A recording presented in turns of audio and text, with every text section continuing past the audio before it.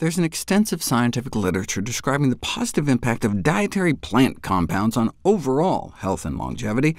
However, it's only now becoming clear that the consumption of diets rich in plant foods can influence neuroinflammation, brain inflammation, leading to the expression of cytoprotective, cell-protective, and restorative proteins. Just over the last decade, remarkable progress has been made to realize that oxidative stress and chronic low-grade inflammation are major risk factors underlying brain aging, so no wonder antioxidant and anti-inflammatory foods may help. The brain is especially vulnerable to free radical attack, oxidative stress, due to its high fat content and its cauldron of high metabolic activity. You don't want your brains to go rancid, so you'd think one of the major fat-soluble dietary antioxidants like beta-carotene would step in. But the major carotenoid concentrated in the brain is actually lutein. The brain just preferentially sucks it up.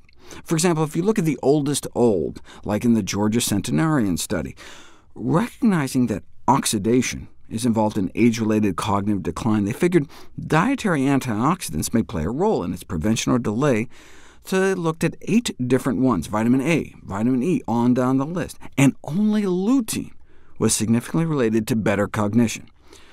Now, in this study, they looked at brain tissue on autopsy. By then, it's a little too late.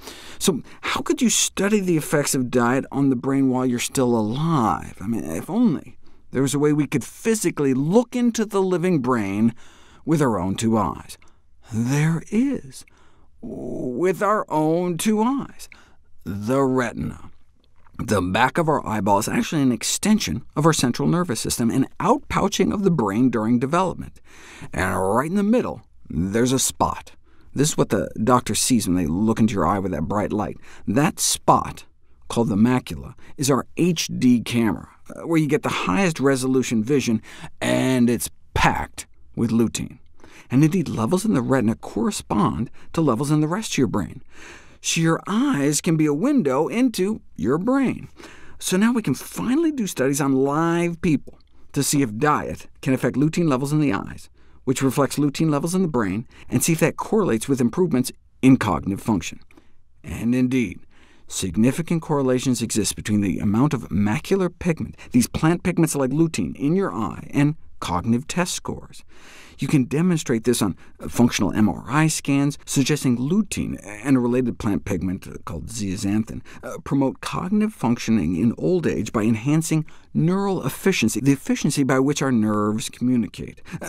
Check out this cool study on white matter integrity using something called diffusion tensor imaging, which provides unique insights into brain network connectivity, allowing you to follow the nerve tracks throughout the brain.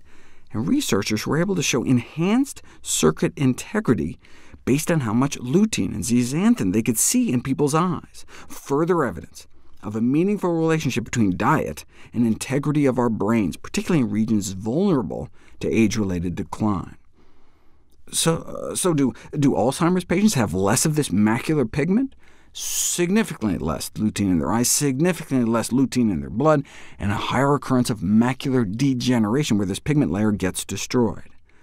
The thickness of this plant pigment layer in your eyes can be measured and may be a potential marker for the beginnings of Alzheimer's. Well, let's not wait that long, though. We know macular pigment density is related to cognitive function in older people. What about during middle age? One apparent consequence of aging appears to be loss of some aspects of cognitive control, which starts out early, in mid-adulthood, but not in everybody, suggesting maybe something like diet could be driving some of the differences. Here's a measure of cognitive control showing younger, on average, do better than older adults. But older adults who have high macular pigment, lots of lutein in the back of their eyes, do significantly better. These results suggest that the protective role of carotenoids like lutein within the brain may be evident during early and middle adulthood, decades prior to the onset of more apparent cognitive decline later in life. You can take 20-year-olds and show superior auditory function in those with more macular pigment in their eyes.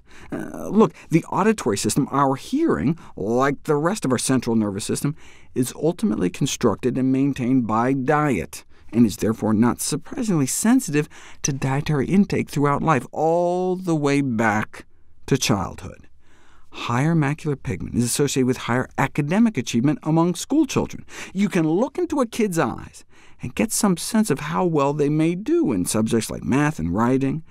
This finding is important because macular lutein is modifiable and can be manipulated by dietary intake. Okay, so where is lutein found? The avocado and egg industries like to boast about how much of these macular pigments they have in their products, but the real superstars are dark green leafy vegetables.